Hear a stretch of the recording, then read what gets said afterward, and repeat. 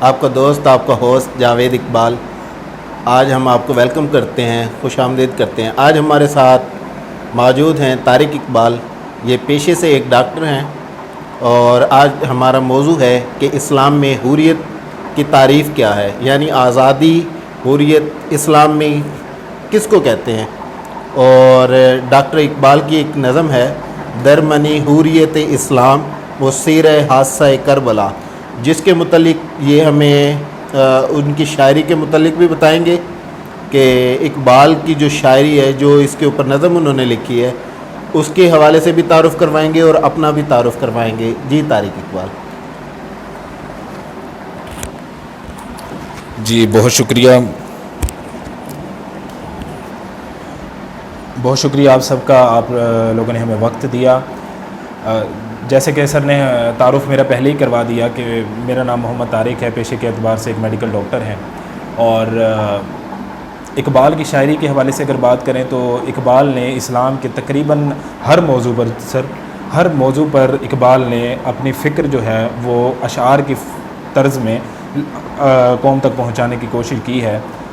اور اسلام کے اندر جو تمام فلسفے ہیں جو انسانیت کی فلاح و بہبود کے لیے یا انسانیت کی آزادی کے لیے، جو آج کا ہمارا موضوع بھی ہے حریت کے حوالے سے، کہ حریت کیا چیز ہے، آزادی اقبال کی نظر میں یا اسلام کی نظر میں جو اصل اس کا مفہوم ہے وہ کیا ہے۔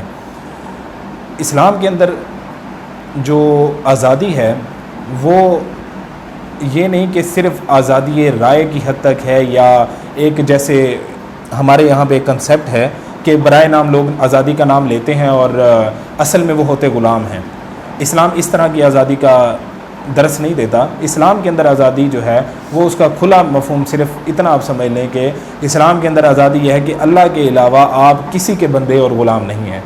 نہ کوئی آپ کو اپنی بات منوا سکتا ہے، نہ کوئی آپ کو اوپر اپنی فیصلے امپوز کر سکتا ہے، نہ کوئی آمریت کے حوالے سے ہو، بادشاہت کے حوالے سے ہو، نہ کوئی حاکم، نہ کوئی ٹیچر، نہ کوئی استاد، نہ کوئی والدین، کوئی بھی شخص اس کو یہ حق ہی حاصل نہیں۔ کیونکہ بیسیکلی آپ دیکھیں جو سب سے بڑھ کر آپ کے اوپر اگر حق ہے کسی کا، وہ ہے خدا کا، جس نے آپ کو پیدا کیا۔ جب اس نے آپ کے اوپر جبر نہیں کیا، حالانکہ وہ اچھے کاموں سے خوش ہوتا ہے، برے کاموں سے ناراض ہوتا ہے، اس نے جبر نہیں کیا انسانوں کے اوپر، جو انسانوں کو وہ جبر کے ذریعے صحیح راہ پہ چلاتا، اس نے آزادی دی ہے۔ تو یہ آزادی جو بھی چھینتا ہے، جب جو چیز خدا نے آپ کو ایک دی ہے وہ کوئی بھی آپ سے چھینتا ہے تو وہ بیسیکلی وہ آپ سے آپ کا حق چھین رہا ہے، آپ سے آپ کی ول جو ہے نا وہ ارادہ اور اختیار چھیننے کی کوشش کر رہا ہے۔ اس کی اسلام جو ہے وہ قطعاً اجازت نہیں دیتا۔ ہاں ہم سمجھا سکتے ہیں، قائل کر سکتے ہیں، دلائل دے سکتے ہیں، دوسرے کو اپنی بات کی طرف مائل کر سکتے ہیں، لیکن عمل کرنا نہ کرنا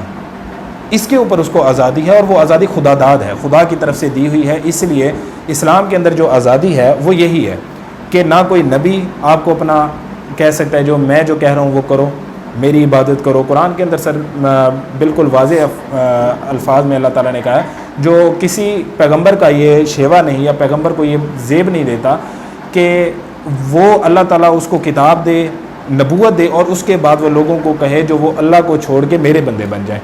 یعنی نبی کو جو کہ خدا کا نمائندہ اور چنندہ انسان ہوتا ہے، لوگوں کی ہدایت کے لیے اللہ تعالیٰ اس کو چنتا ہے، وہ بھی یہ حق نہیں رکھتا کہ لوگوں کو کہے کہ خدا کو چھوڑ کر میرے بندے بن جاؤ۔ تو جب وہ نہیں یہ دعویٰ کر سکتا یا یہ لوگوں کو پیغام دے سکتا، تو کجا کے دوسرے لوگ جو کہ نہ خدا کی طرف سے چنندہ ہیں، نہ خدا نے ان کو چنا، نہ ان کو خود پتہ ہے کہ ان کے فیصلے صحیح ہیں یا غلط ہیں، تو وہ کیسے امپوز کر سکتے ہیں انسانوں کے اوپر۔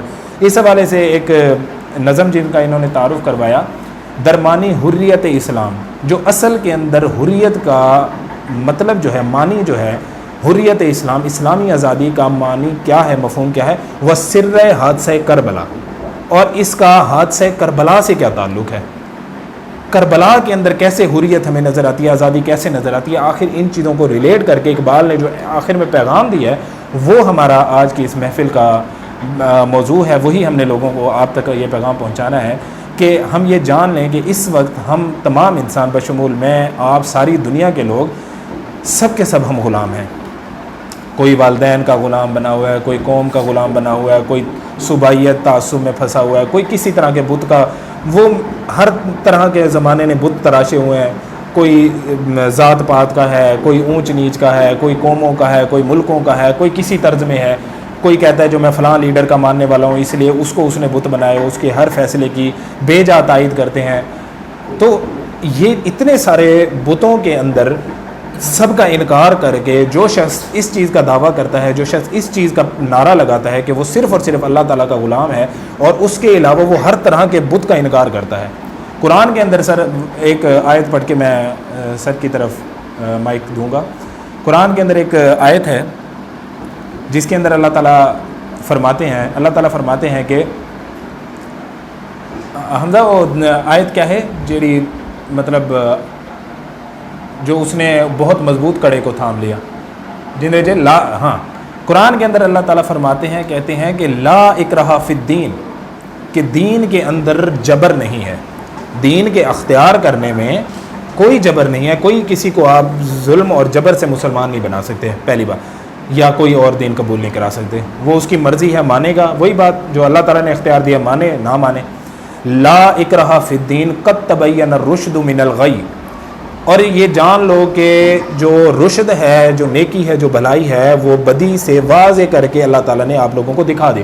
قد تبین الرشد من الغی، برائی اور بدی سے اچھائی جو ہے وہ نکھار کے تم لوگوں کو سامنے دکھا دی گئی ہے. پھر اللہ تعالیٰ آگے فرمایا قد تبین الرشد من الغی. تو اگلا کیا ہے جو یا آیت اگو کیا ہے؟ قد تبین الرشد من الغی، جو طاغوت کا انکار کرے اور پھر کہ لا الہ الا اللہ. یار یہ آیت قد تبین الرشد من الغی، ہمدہ یہ آیت کڑھی یار لا اکراہ فی الدین علی. ایک منٹ روک گنو یار رضوان، روک گنو. اچھا اوکے. لا اکراہ فی الدین قد تبین الرشد من الغی. ہاں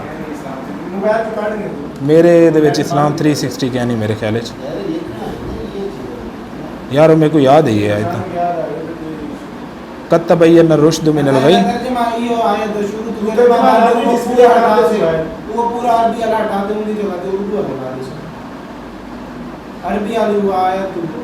طاغوت کا لفظ ہم دے وَمَن يَكْفُرْ بِالطَّاغُوتِ وَيُؤْمِن بِاللَّهِ.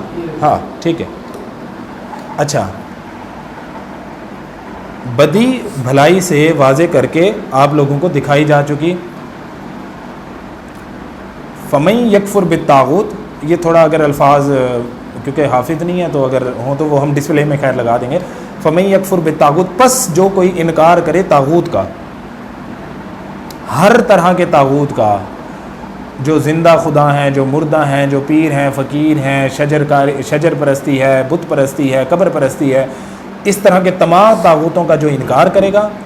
وَمَن يَكْفُرْ بِالطَّاغُوتِ وَيُؤْمِن بِاللَّهِ، ان ساری بتوں کو چھوڑ کر، علاقائی، نسبی، عصبی، ہر طرح کے بت کو جب وہ توڑ کر وہ کہے گا جو نہیں، صرف اور صرف میں یؤمن باللہ، میں اللہ پر ایمان لایا. فَمَن يَكْفُرْ بِالطَّاغُوتِ وَيُؤْمِن بِاللَّهِ وَالْآخِرَةِ، اور آخرت کا وہ یقین کرے گا. فَقَدِ اسْتَمْسَكَ بِالْعُرْوَةِ الْوُثْقَىٰ، تو یقین جان لو کہ اس نے ایک ایسے کڑے کو پکڑ لیا، یعنی اس نے ایک ایسے سہارے کو ڈھونڈ لیا جو کہ کبھی ٹوٹنے والا نہیں ہے. تو یہ آیت ہم ڈسپلے میں خیر لگا دیں گے، اس کا مفہوم میں نے آپ کو بتا دیا. تو اس آیت سے واضح طور پر یہ بات نکھر کر سامنے آ گئی کہ اگر اللہ تعالیٰ کا آپ نے اقرار کرنا ہے، ایمان کا آپ نے اقرار کرنا ہے، تو آپ کو پہلے تو سارے کے سارے جو بت ہیں، جو سارے کے سارے خدا ہیں نا، الہ ہیں، ان کو آپ کو انکار کرنا ہی پڑے گا. آپ یہ نہیں کہہ سکتے کہ میں رحمان کو بھی مانتا ہوں اور شیطان کو بھی مانتا ہوں، میں دونوں کا ماننے والا ہوں. نہیں کہ میں نبیوں کا بھی ماننے والا ہوں اور نبیوں کے مخالفین کا بھی ماننا ہوں، ایسا نہیں ہوگا. آپ کو ایک رستہ چوز کرنا پڑے گا، اور اس چوز کیے ہوئے رستے پر پھر آپ کو اگر کسی کا بھی انکار کرنا پڑے گا تو آپ کو پھر کرنا ہی کرنا ہے.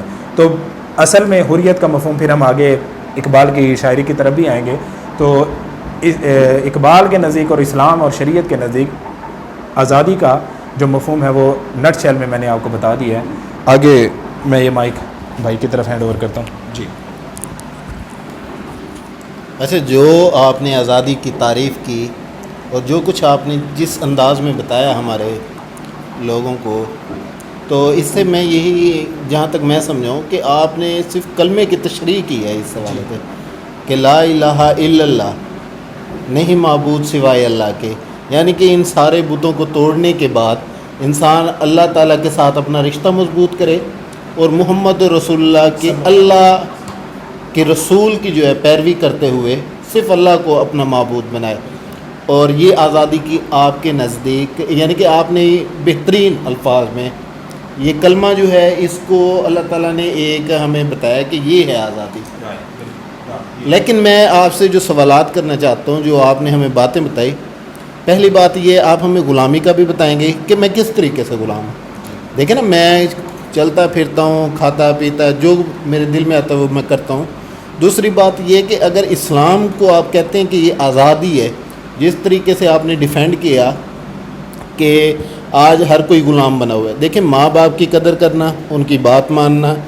دوسرے حوالے سے اگر چوری ہوتی ہے، آپ کو کیا لگتا ہے جب حضور کی حکومت قائم ہوئی تو جو غیر مسلم ہوتے تھے، جو چوری کرتے تھے یا کوئی اور قسم کا پلاننگ کرتے تھے، کیا ان کو معاف کر دیا جاتا؟ دیکھیں آزادی نہیں ہوتی، وہ آزادی سے جڑے ہوئے پابندیاں بھی ہوتی ہیں جن کو قوانین کہتے ہیں۔ ہم ان حوالوں سے بھی آپ سے جاننا چاہیں گے کہ قوانین کو آپ کس دائرے میں رکھیں گے، کیونکہ یہ معاشرہ جو ہے یہ انسانوں کا معاشرہ ہے، یہاں پہ ہمیں دوسروں کی آزادی کے تحفظ کے لیے جو آئین بنائے جاتے ہیں ان کو ہم کہاں۔ اور دوسرا میں آپ سے یہ پوچھنا چاہتا ہوں کہ اگر کوئی بندہ اس آئین کی خلاف ورزی کرتا ہے ایز اے حکمران یا ایز اے چیف جسٹس یا ایز اے نارمل پیپل، تو ان میں کس طریقے سے ہم ان کو رائج بھی کریں گے؟ دیکھیں بتانا اور اس کے اوپر عمل کروانا یہ دو ڈیفرنٹ چیزیں ہیں، کہ آپ نے ایک تعریف کر دی، ایک خیال بنا دیا، ایک خیالاتی دنیا میں ہمیں لے گئے کہ یہ آزادی ہے۔ دوسرا یہ ہے کہ اس کو اس دنیا کے اوپر نافذ کیسے کرنا ہے تاکہ وہ ہمیں فائدہ دے۔ آپ ایک چیز ایسی بتائیں جو عمل ہی نہ ہو تو وہ ایک خیالاتی ہے، ایک ہوتی ہے نظریاتی کہ ہم اس نظریے کے اوپر عمل کیسے کریں۔ ہمارے نبی نے جو مدینہ ریاست میں قائم کی تو انہوں نے باقاعدہ ان اصولوں کو جو اللہ نے بتایا ان کے اوپر طریقہ کار بھی بتایا کہ کس طریقے سے ہر شہری یہاں پہ رہ سکتا ہے اور کن قوانین کے تحت ان کے اوپر پابندیاں ہوں گی اور ان کو آزادی۔ اور میں ایک اور سوال جو امپورٹنٹ سوال ہے کہ اگر اسلامی ریاست کہیں پہ قائم ہے اور ان لوگوں کو آزادی ہے تو کیا غیر مسلم اور عیسائی یا دیگر مذاہب کے لوگ اپنی کمپین شروع کر سکتے ہیں؟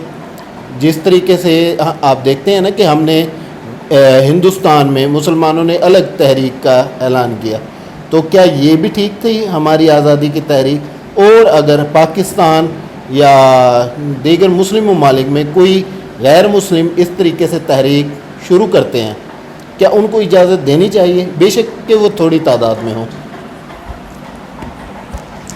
شکریہ، بہت میرے خیال میں کوئی 3-4 سوالات اکٹھے کیے ہیں سر نے، کوشش کروں گا میں جو مجھے یاد رہیں، باقی آپ نے مجھے یاد دہانی کرا دینی ہے۔ سب سے پہلا ان کا سوال تھا جو اسلام کی جو تعزیر کے متعلق جو ہے، جو اسلام کے اندر اگر آزادی ہے، جیسے آپ بتا رہے ہیں جو ہر بندے کو آزادی ہے، تو پھر یہ سزائیں، یہ پابندیاں، قیود، حدود یہ کیوں ہیں؟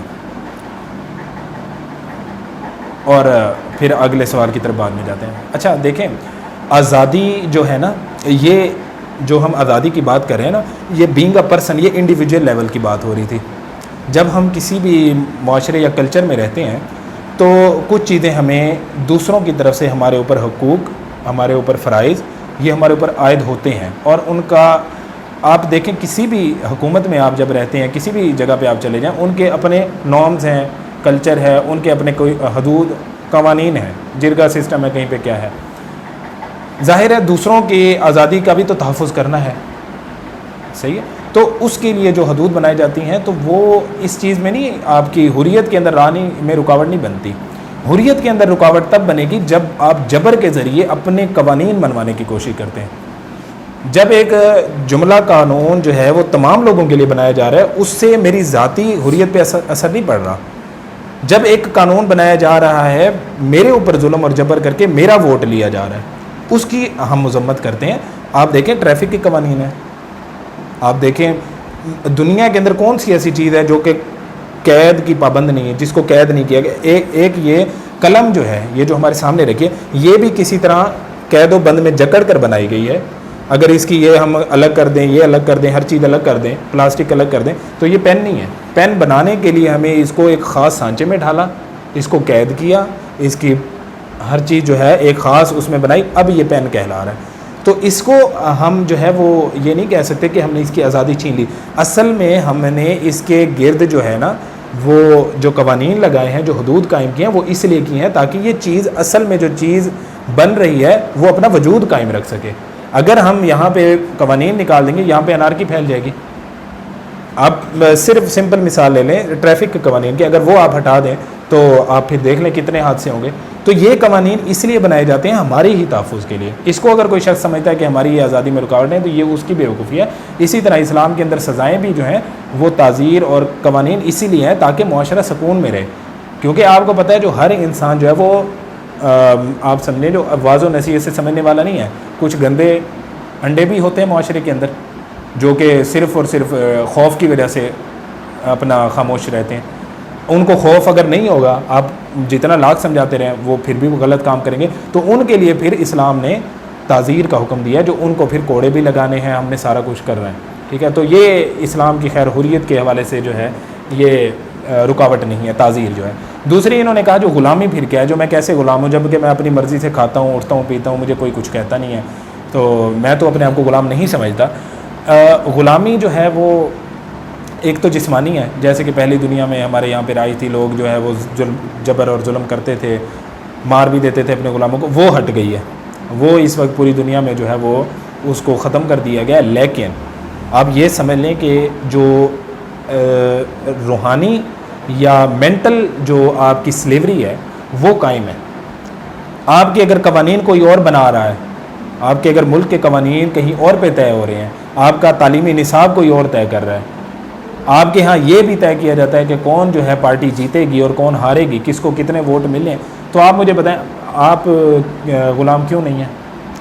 جب کہ آپ دیکھیں, خود دیکھیں, اس چیز پہ غور کریں, جو ہم کچھ اور چاہ رہے ہیں, ہم اس چیز کو جبر اور ظلم کے نظام کو اچھا نہیں سمجھتے, لیکن ہم بول نہیں سکتے اس کے خلاف. بولیں گے تو ہمیں جو ہے وہ غدار کہہ دیا جاتا ہے یا ہمارے لوگوں کو قید کر دیا جاتا ہے, اور یہ ہمارے یہاں پہ ہو رہی ہیں یہ چیزیں. اسی طرح اس چیز کو غلامی میں کہہ رہا ہوں, جو یہ مینٹل لیول پہ ہمیں غلام بنایا گیا ہے. ہمارا ہر جو قانون ہے وہ باہر سے طے ہو کے آتا ہے, ہمارے تعلیمی نصاب سے لے کر ہمارے شادی بیاہ, کلچر, ہمارے کالج اور ان کے اندر جو فیسٹیولز ہیں, ہر طرح کے آپ دیکھیں جو ہمیں ایک غیر قوم کا غلام بنانے کی کوشش کی جا رہی ہے کہ ہم اپنے اسلاف کی روایات کو بھول جائیں اور ہم پھر انہی کے پیچھے پیچھے چلتے رہیں. جیسے یہ لوگ آپ سمجھیں جو گمراہ ہوئے ہیں اور جیسے یہ لوگ جو ہیں برباد ہو رہے ہیں, ان کی سوسائٹیاں آپ جا کے دیکھیں, وہاں پہ نہ کوئی فیملی سسٹم ہے, نہ کسی کو اپنے والد کا پتہ ہے, نہ کسی کو اپنی فیملی کا پتہ ہے, کسی کو کچھ پتہ ہے. تو وہاں کا ماحول یہاں پہ بھی کریٹ ہو جائے گا.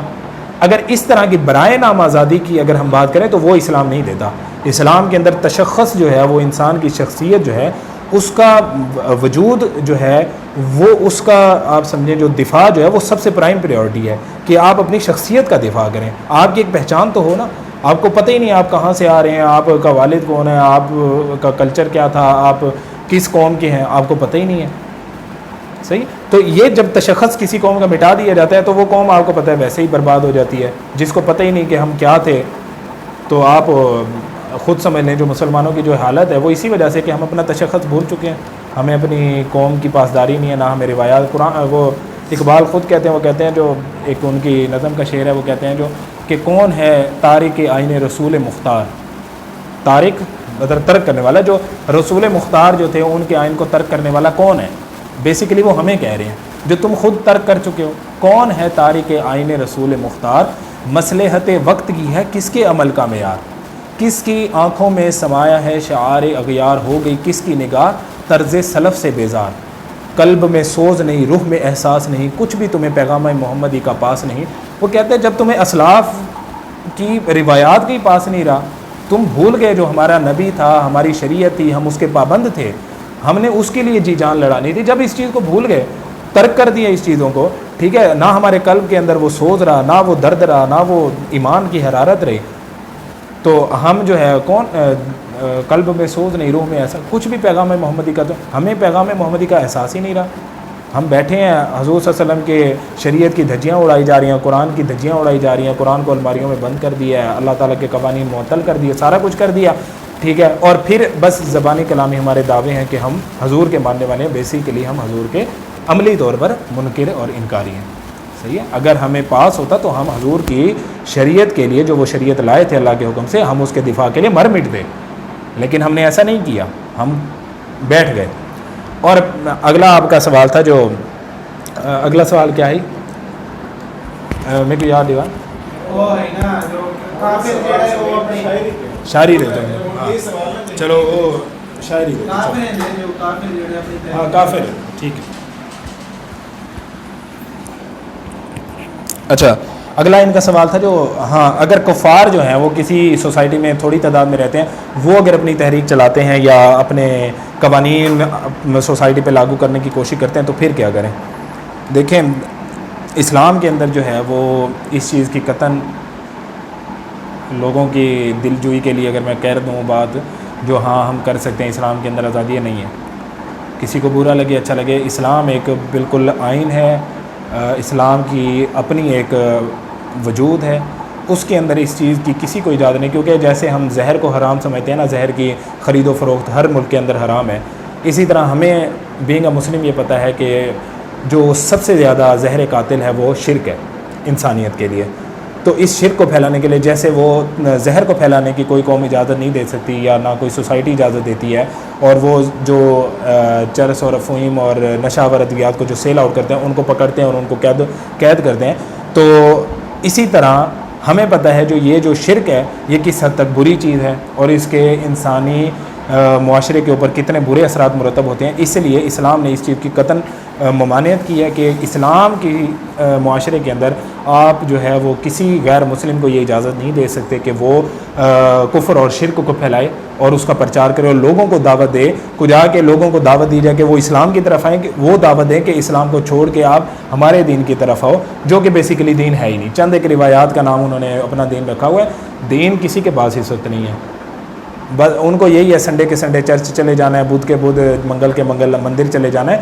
باہر وہ اپنی من مانی کی مرضیاں کرتے ہیں، لیکن اسلام کے اندر یہ نہیں ہے کہ آپ مسجد میں اللہ کے قوانین کے پابند ہیں اور باہر آپ جو نہیں. ہم باہر بھی اسی طرح ہمیں قوانین دیے گئے ہیں جس طرح ہمیں مسجد کے دیے گئے ہیں، جس طرح ہمیں محراب کے دیے گئے ہیں. تو ہر طرح کے قوانین ہمارے پاس موجود ہیں. اس لیے اسلام کے اندر جو ہے نا اس نے ایک پورا پراپر وے آف لائف دیا ہے. اس کے اندر اس چیز کی اجازت اس نے قطعی نہیں رکھی کہ کفر اور شرک جو کہ انسانیت کے لیے جو زہر قاتل ہے اس کی آپ پرچار کی اجازت لوگوں کو دو، اور لوگوں کو جو ہے وہ کفر کی طرف مائل کرو اور لوگوں کو کافر کرو. ہم تو یہ چاہتے ہیں سر کہ باقی لوگ بھی کفر اور شرک کو چھوڑ کر صحیح دین حنیف کی طرف آ جائیں، نہ کہ ہماری جو اولادیں ہیں وہ کفر کی طرف لوٹ جائیں. تو اس چیز کی اجازت اسلام نہیں دیتا. اور اگر کوئی اسلامی حکومت کے اندر رہ کر اس طرح کا پرچار کرتا ہے، اس کے اندر وہی جو آئین کی خلاف ورزی کرنے والے کے لیے سزائیں ہیں، تو اس کو بھی ہم قید میں ڈالیں گے، اس کو بھی ہم سزا دیں گے. صحیح. یہاں پہ اسلامی چونکہ نظام نہیں ہے، اس لیے کفر اور شرک کرنے والے لوگ بھی ممبروں پر آ کر جو ہے وہ پبلک گیدرنگ میں آ کر وہ پرچار کرتے ہیں. لیکن کیونکہ یہاں پہ صحیح اسلامی نظام نہیں ہے، اس لیے یہاں پہ ایسا کچھ ہوتا ہے. اگر صحیح اسلامی نظام ہوگا تو ان پہ یہ پابندیاں عائد ہوں گی. جس کو رہنا ہے وہ رہے گا، جس کو نہیں رہنا وہ کہیں چلا جائے گا اپنی دوسری سوسائٹی میں. اس میں کوئی جبر نہیں ہے، جو ہم ان کو زبردستی یہاں پہ رکھیں گے وہ جا سکتے ہیں، کوئی مسئلہ نہیں ہے اس میں. اچھا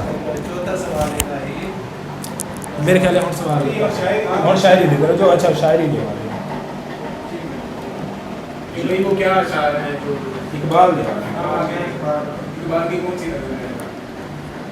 اچھا. تو یہ اب ہمیں انہوں نے تفصیل سے بتا دی ہے کہ یہ جن حریت یا آزادی کی بات کر رہے تھے وہ حقیقی میں عقیدوں کی بات کر رہے تھے کہ انسان اپنے عقیدوں میں کس طریقے سے آزادی، کیونکہ جسمانی آزادی کے ساتھ ساتھ روحانی آزادی کی وہ بات کر رہے تھے.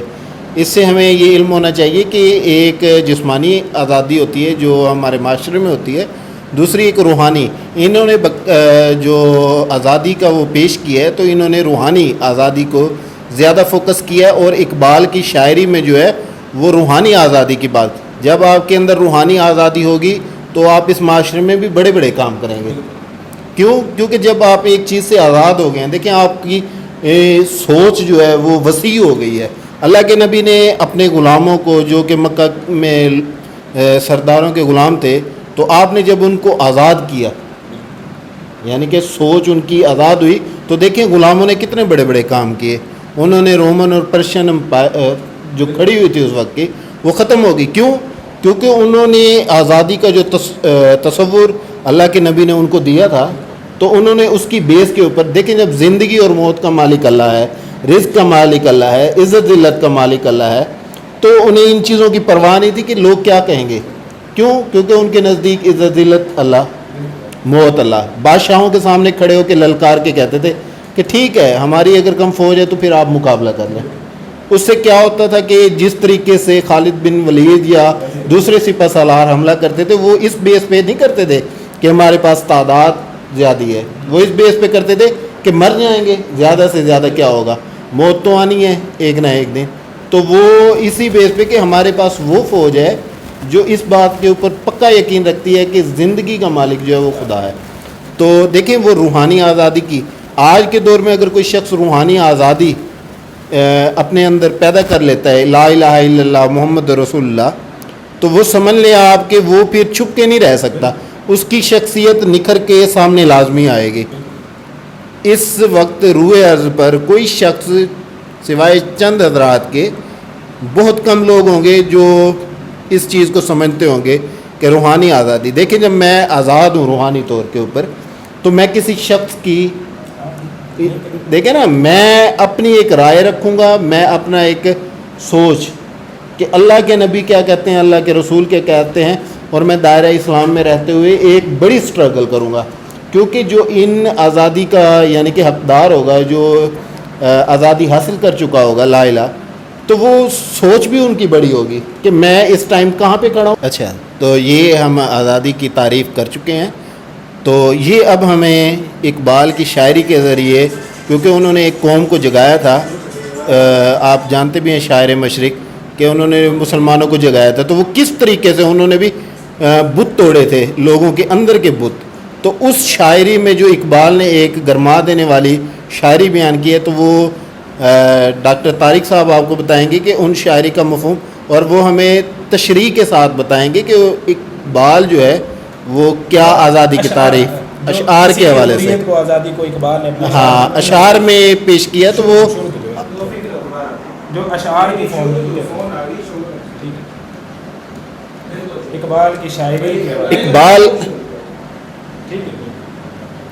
جو اقبال نے اپنی شاعری کے ذریعے لوگوں کو جگایا، تو یہ ان اشعار کو ہمارے سامنے پیش کریں گے کہ وہ شاعری میں انہوں نے کس طرز کے ساتھ ہمیں جگانے کی یا ہماری آزادی کی بات کی، حریت کی. شکریہ. اچھا ہاں دکھا، ٹھیک ہے.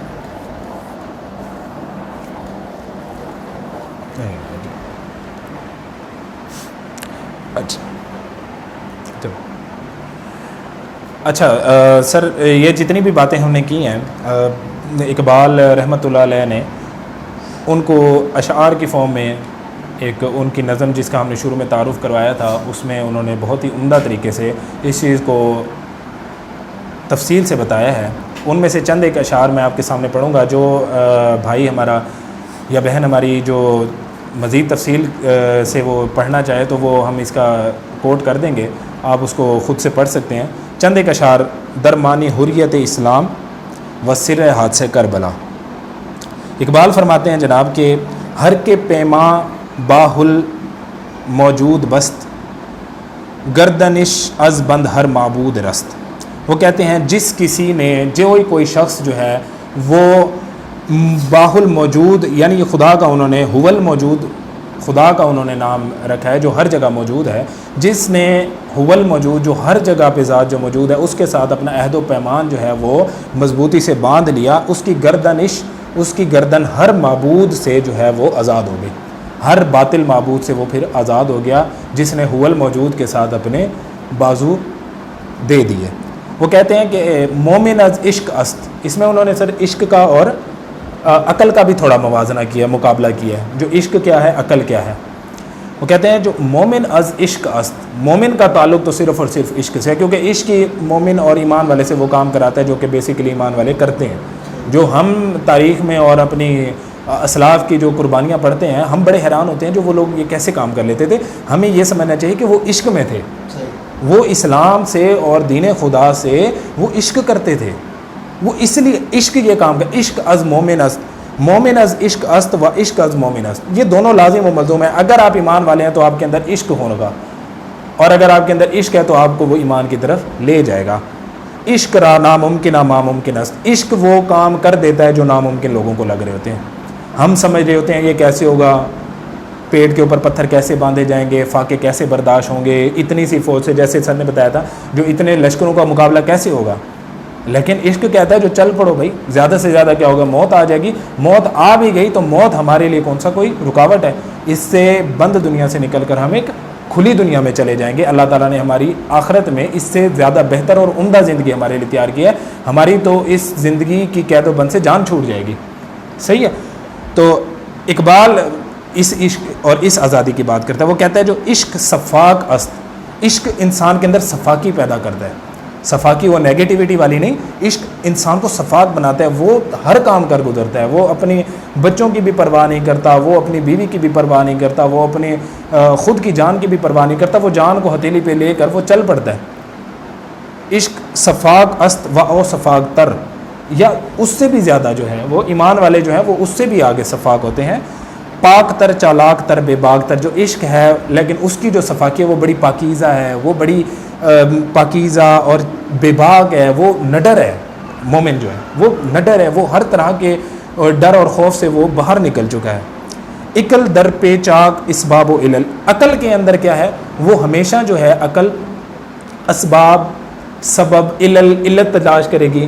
جو اقبال کہتے ہیں وہ کہتے ہیں کہ عقل در پہ چاک اسباب و علل، عقل جو ہے وہ ہمیشہ اسباب تلاش کرتی ہے، علتیں تلاش کرتی ہے، وجوہات تلاش کرتی ہے. عقل کا کام ہی ہے. عشق چوگاں باز میدان عمل، عشق انسان کو جو ہے وہ میدان عمل کا جو ہے نا وہ شاہ سوار بناتی ہے.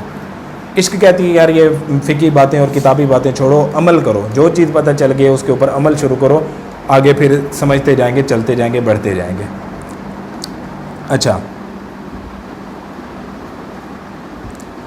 پھر اقبال فرماتے ہیں کہ عقل را سرمایہ از بیم و شک است. عقل کا سرمایہ کیا ہے؟ شک ہے، شکوک ہیں، شبہات ہیں. عقل کے اندر یہی ہے نا، شک پڑ جاتا ہے، وسوسے آ جاتے ہیں انسان کے اندر.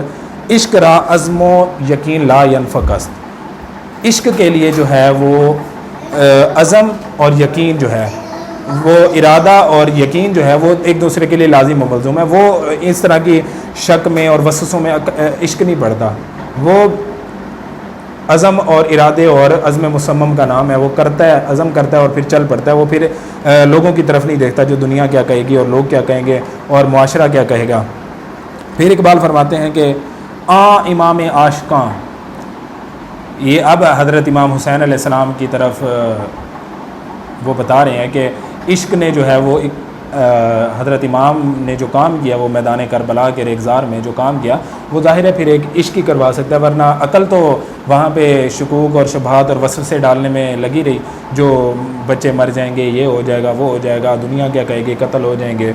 عقل تو یہی کہتی ہے. لیکن عشق نے، امام کے اندر عشق تھا، وہ عشق ان کو لے کر چلا اور انہوں نے وہ کام کیا جو آج بھی ہمیں سمجھ نہیں آتی کہ امام نے وہ کام کیسے کیا یا کیوں وہ نکلا اپنے بچوں کو لے کر.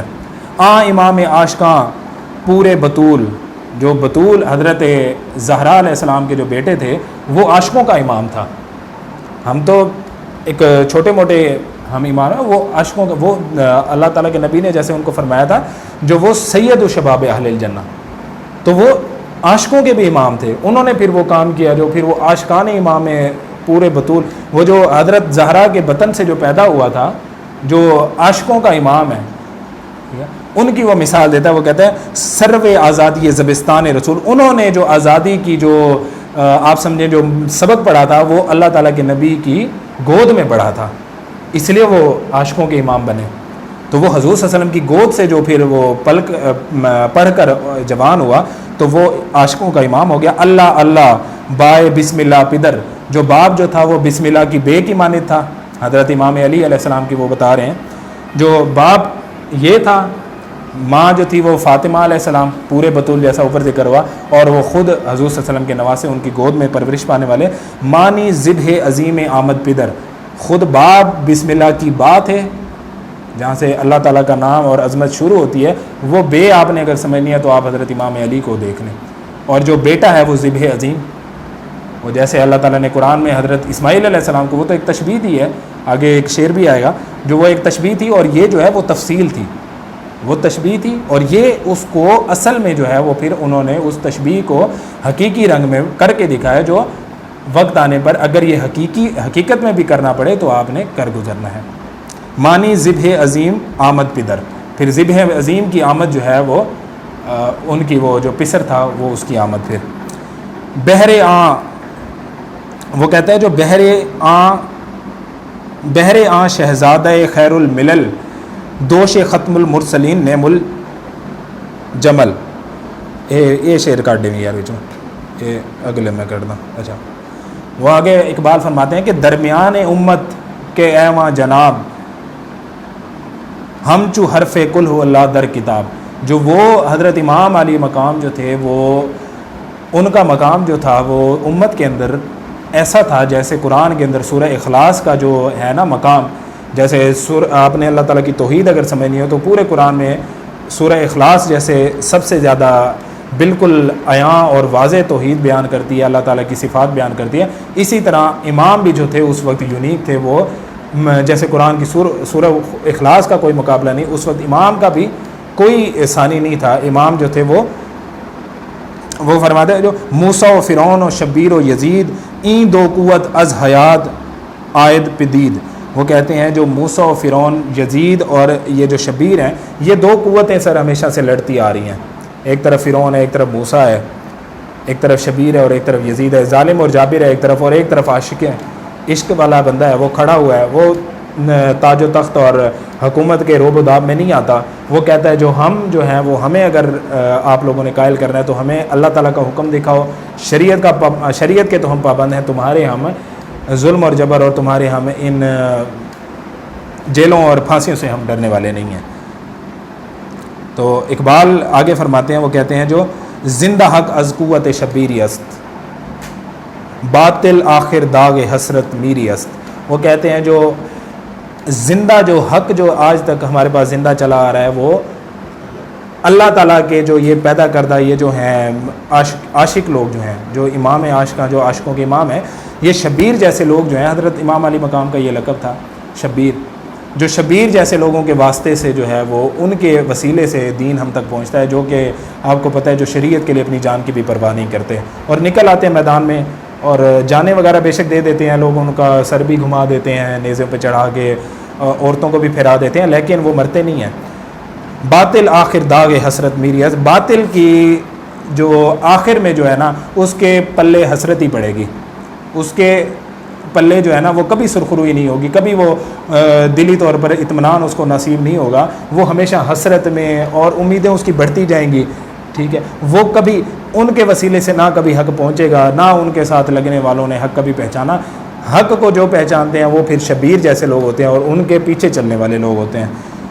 چوں خلافت رشتہ از قرآن گسیخت، حریت را زہر اندر کام ریخت، وہ کہتے ہیں جب خلافت، جب حکومت نے جب قرآن سے اپنا تعلق توڑ لیا، جب حکومت بالکل آپ سمجھیں جو کیا کہتے ہیں ان کو حریت حکومت جیڑا لفظ ہے یار جو وہ تھی کہ جو سیکولر، ہاں، جب حکومت مطلب سیکولر ہو گئی، جو دل چاہے من مانیاں کرتے رہو، جو مرضی ہے کرو، جب قرآن سے اس نے رشتہ توڑ دیا اور جو آزادی چاہنے والے لوگ تھے ان کو قتل کروا دیا گیا، ان کو مار دیا گیا، یہ وہ وقت میں اصل میں حضرت اقبال ہمیں لے کے جا رہے ہیں جس وقت میں امام جو اٹھے تھے، انہوں نے جو اپنا قیام کیا تھا وہ کن حالات میں کیا تھا، اس وقت کیا ہو رہا تھا، جو حکومت نے قرآن سے تعلق توڑ لیا، اپنی من مانی کے قوانین انہوں نے لوگوں پر مسلط کر دیے، اور جو اس کے خلاف بول رہا تھا، جو ان کو حق کی طرف بلاتا تھا، اس کو قتل کروا دیا جاتا تھا، اس کو مار دیا جاتا تھا۔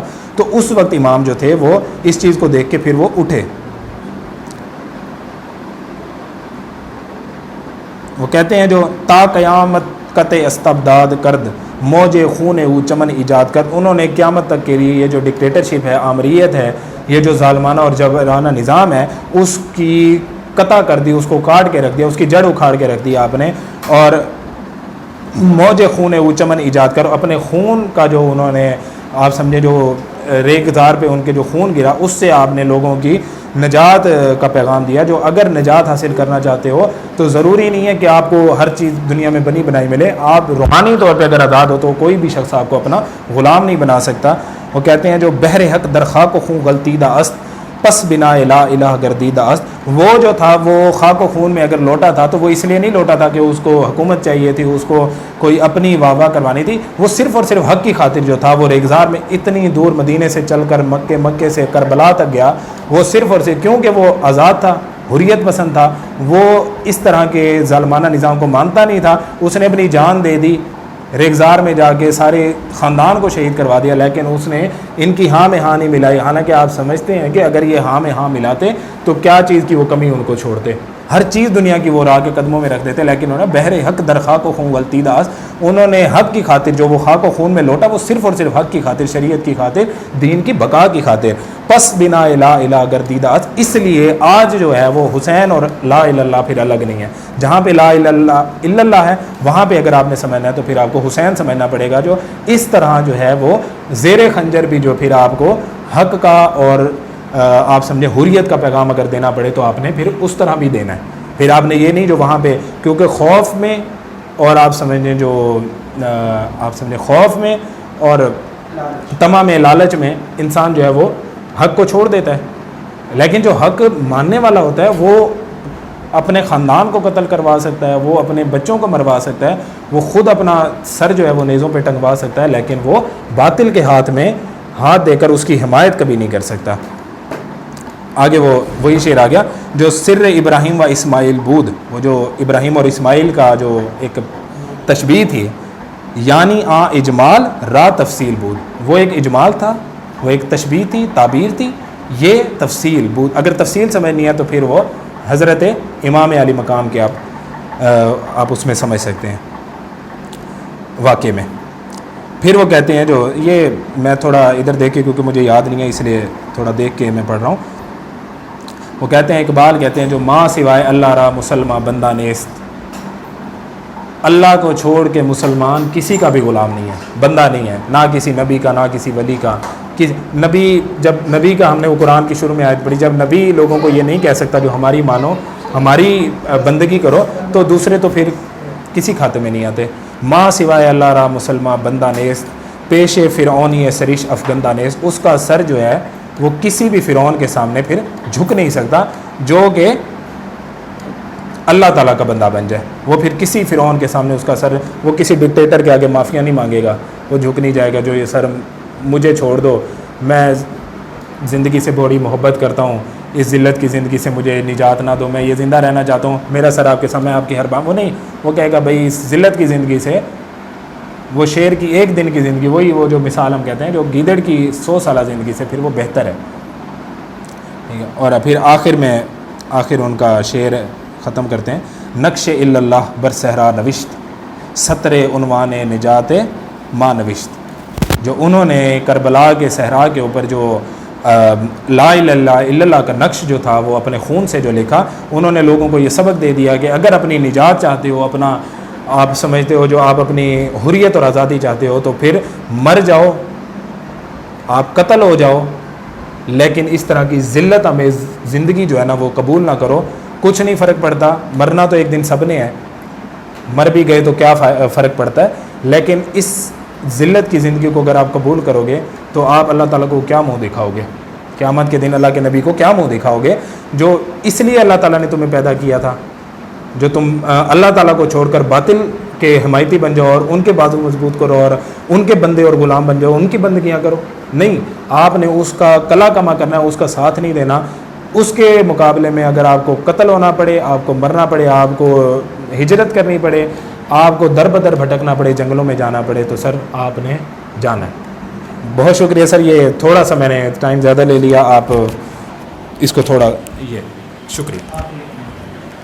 بہت ہی اعلیٰ قسم کی نظم پڑھی تھی بھائی ڈاکٹر طارق صاحب نے.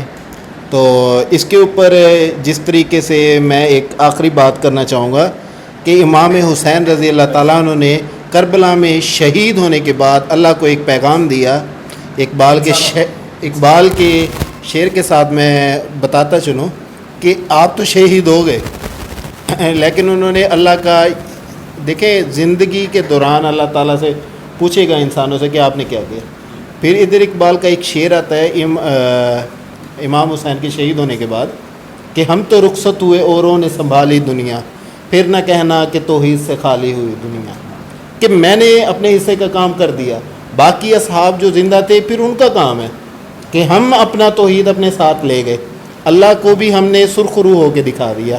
باقی اللہ تعالیٰ کے معاملات ہیں وہ کس کو آگے کرتا ہے، لیکن امام حسین نے یہاں پہ مہر لگا دی کہ کوئی چیز جب آپ زندہ ہو تو آپ جو ہے ذمہ داری ہے آپ کے اوپر، ایک آپ نے اپنے نواسے ہونے کا، حضور صلی اللہ علیہ وسلم کے آپ نے حق ادا کر دیا کہ آپ کے ہوتے ہوئے اگر ظلم ہو رہا ہوتا تو سوال صرف امام حسین کے اوپر جاتے. تو یہ آخری اشعار. تو انشاءاللہ پھر کبھی ملاقات ہوگی تو ہم ایک نئے موضوع کے ساتھ آئیں گے. اللہ حافظ.